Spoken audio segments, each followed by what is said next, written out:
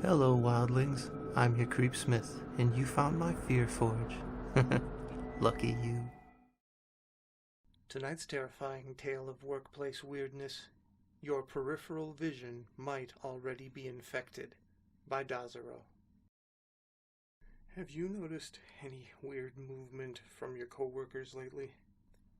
Okay, some birds have tube-shaped eyes. Owls, at least. That's why they move their heads all crazy like, because their eyes are tubes, and they can't rotate in their sockets to look at things. Well, all of this started when I noticed a coworker was moving his whole face back and forth as he scanned over his financials. It was just really uncanny and bird-like, you know? Nothing super creepy or insidious yet, just weird. Sometimes he even went full Batman and moved his entire upper body as one stiff unit. Now, I was curious what all that was about, but how the hell do you ask him without sounding like either a crazy person or a stalker? Hi, why don't you move your eyes? Hell, I bet most people never even noticed this. But I did, and I got curious. It seemed like so much extra effort, and for what? So, I thought I'd try it. It's hard. Your eyes subconsciously try to keep your line of sight stable and focused as it pans. I managed to ape his gaze by unfocusing my eyes as I moved my head and refocusing once I landed at my ocular destination. That way my eyeballs never moved a centimeter in their sockets. Jackpot. I didn't see much benefit to it, but I still did it every now and again when I was bored and needed a mental break from my spreadsheets. I got pretty good at it. I mean, I could scan documents like a bird, like Randy did, without losing a beat. I wouldn't call it fun, exactly, just a slight break from the tedium of P&L analysis. Sometimes I would catch Randy glaring at me. I felt bad, like I was mocking him, and I guess I kind of was. What if he had some sort of neurological disorder or spinal injury or something? Was I making fun of a disabled person? I didn't know, but I couldn't stop. Despite the eye strain it occasionally caused, I felt oddly compelled to keep my eyes staring straight ahead. Anytime my attention lapsed and I found myself glancing sideways, there was this sense of dread in the pit of my stomach. I wanted so badly to ask Randy about this, but if I did it then, I would have looked even crazier than before. I was stuck. That is, until one day the firm hosted a dinner with an open bar. Now, I'd never seen Randy drink, but that night he was slamming back Jack and Coke like I had never seen. Finally, imbued with sufficient liquid courage, he locked eyes on me and approached at alarming speed. "Oh, hey, Randy." "So you saw them too?" My blood immediately ran cold. Them?" "The smiles. From the edge," he whispered. Awkward silence lingered for what felt like an eternity. And then, at last, he spoke again. "That's a no, isn't it?" he queried, clearly disappointed and not hiding it very well. Fuck. "Look, forget I said anything." He closed his eyes, allowing him to shake his head without worry. But when they opened again, they were filled with tears. I placed a hand on his shoulder. "It's okay, man. This is about the... Look, I don't even know how to explain this, but I'll just be blunt." So I explained everything, and holy shit, the relief from this man was palpable. He grabbed my hand and pulled me into a shaded alcove next to the restaurant, away from prying eyes and ears. "Mitch, you have no idea how long I've waited for someone I can talk to openly about this shit. I don't know who's compromised." "Compromised? okay, maybe he was crazy after all. Maybe I had just accidentally fed into some mad conspiracy theory. Not good.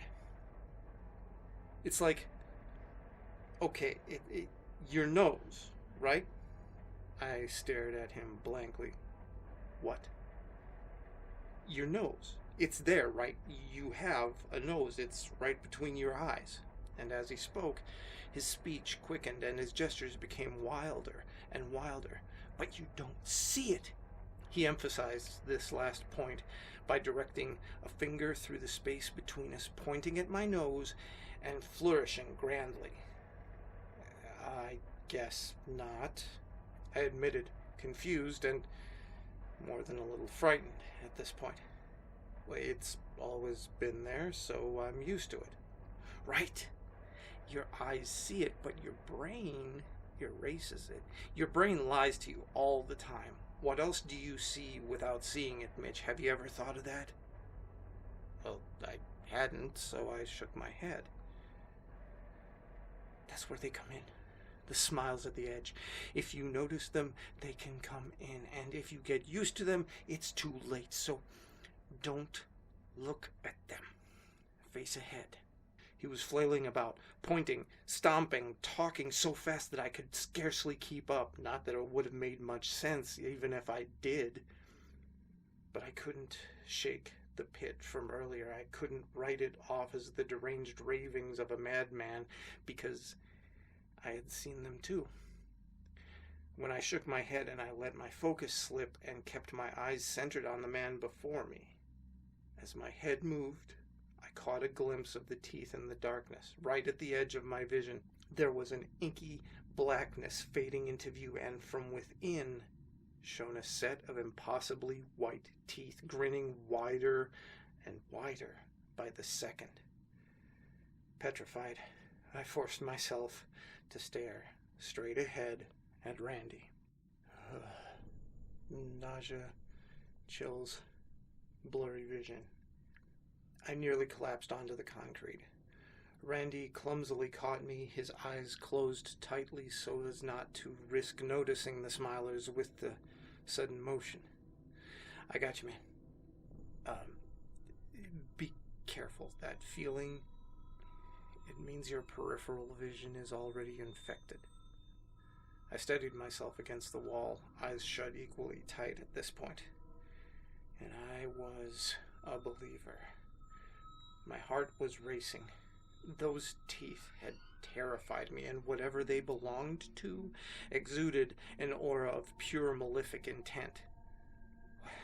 What do I do? I eventually stammered out. Randy shrugged.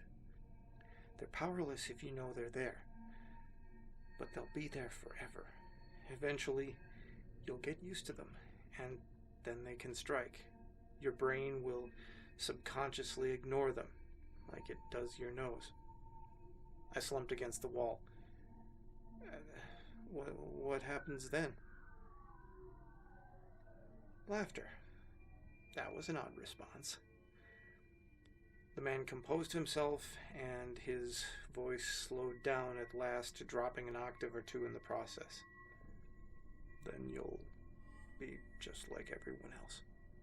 The vast majority of the world is infected at this point, and no one really knows what happens once they're fully in control, but from that point on, you'll never be able to trust your eyes again. To emphasize the point, he reached into his inner coat pocket and produced a pocket knife. That's why I carry this baby. I suggest you do the same. Better to be blind than a slave of the smilers. Carve those little suckers right out of your skull before it's too late. And with that, he seemed to regain his full composure. He stashed the blade, whirled around, and marched right off, casually waving behind him as he left. And just like that, he disappeared back into the crowded restaurant. Now, this was a lot to swallow, but I couldn't deny that it made sense in light of what I'd seen and felt. Still, something seemed off. If he truly felt that he was the last bastion against some invading force, why go to work at all? Our job was important to our clients, but it was hardly world-changing. Maybe he felt like it was just one way he could cling to control in his life, or hell, maybe he was just a crazy old man who had convinced me of some mad theory because I got spooked by something reflecting in the shadows when I was already 3 shots deep. I'll never know for sure, because the next Monday I arrived at the office to find police swarming the place. Randy's desk had been cordoned off. The detective on scene escorted me past the police tape upon seeing my name tag.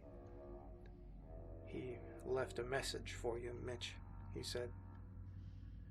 Upon reaching the cubicle, my heart sank.